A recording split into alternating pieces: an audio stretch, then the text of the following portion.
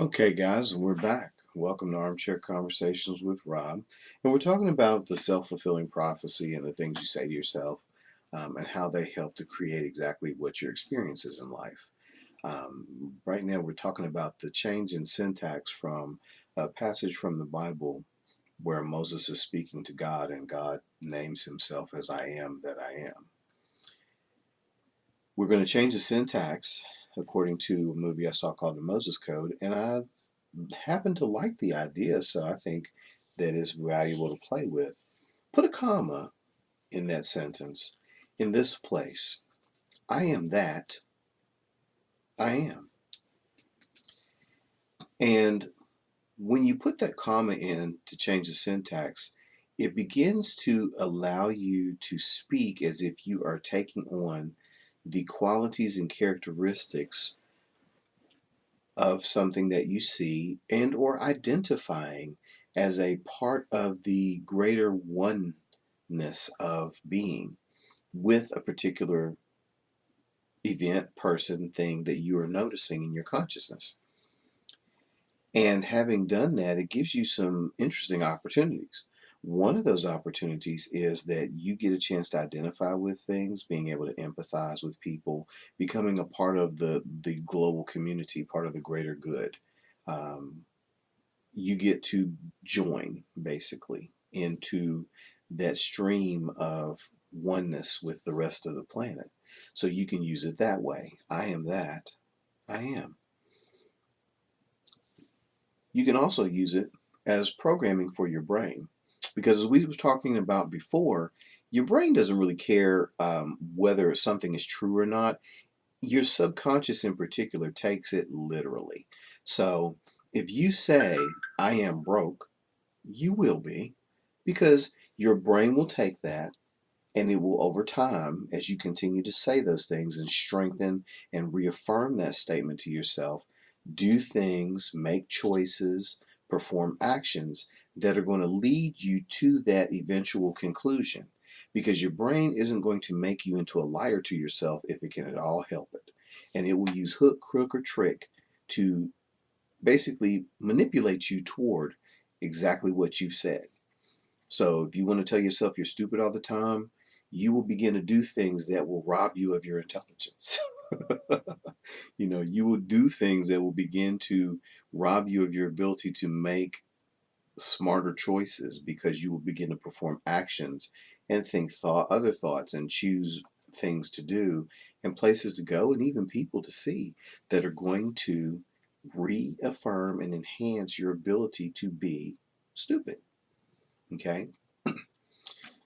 If you tell yourself that I'm broke, or I'm always going to have money problems, or I'm always going to be whatever, too fat, too short, too tall, whatever, your brain, your subconscious brain, is going to get to work at that moment. And as you reaffirm it over time and make things happen that are going to lead you to that eventual self-fulfilling prophecy. You know, if you say you're broke all the time, you're probably going to make bad decisions with money. Even when good decisions are presented, you're probably going to buy into things and spend and use your money in ways that are not going to fulfill your real conscious desire, which may have been to be more self-sufficient financially. You're going to pick and choose even careers at a subconscious level at times, if you program yourself enough, that won't support you having money. Okay?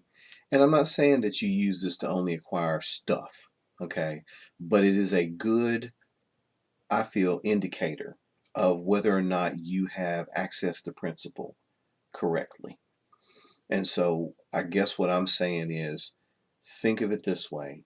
You are going to use the solid material things as indicators of the process of you learning to program yourself by accepting and identifying and becoming one with those things you're interested in, as well as to initiate in your subconscious mind proper thoughts, proper actions, and then eventually attracting proper results, literally creating them. And so that also applies to if you see events that are happy that you want to be um, a part of or be granted access to. You know, you see people having a beautiful time with their family if you're a family oriented person, or you see a loving couple's relationship, or you see people lending a helping hand, people laughing, people doing things that maybe you would also like to do. You know, you look at those things and you say, I am that. I am. I am that. I am. I am that. I am. And you begin to program yourself having visually seen and inspected something that you desire um, into your subconscious mind by assuming its virtue and identifying with it and joining in on the consciousness stream that allows you the ability to have it. And then your brain over time, as you reaffirm that positive thing, is going to continue to program you to think a certain way, to act a certain way, to make moves, as it were, toward those desires. And so you want to use this for just about anything that you can imagine, because literally anything that any human being has ever been, ever will be, or has been able to create, you also have the opportunity to head in that direction. Now, there are some things that, let's be real, you cannot overcome overnight, but even some things that make things difficult doesn't make it impossible. Because just because it's hard doesn't mean you shouldn't do it.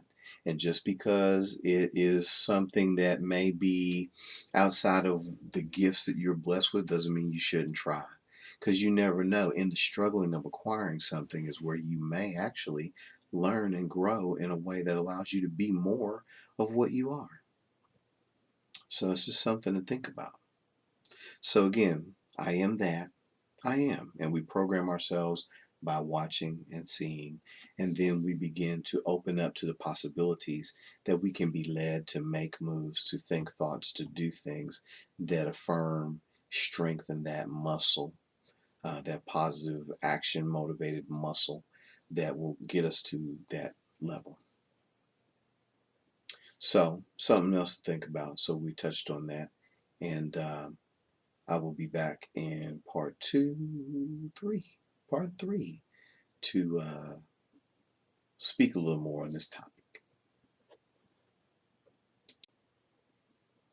Okay, guys, we're back. Welcome.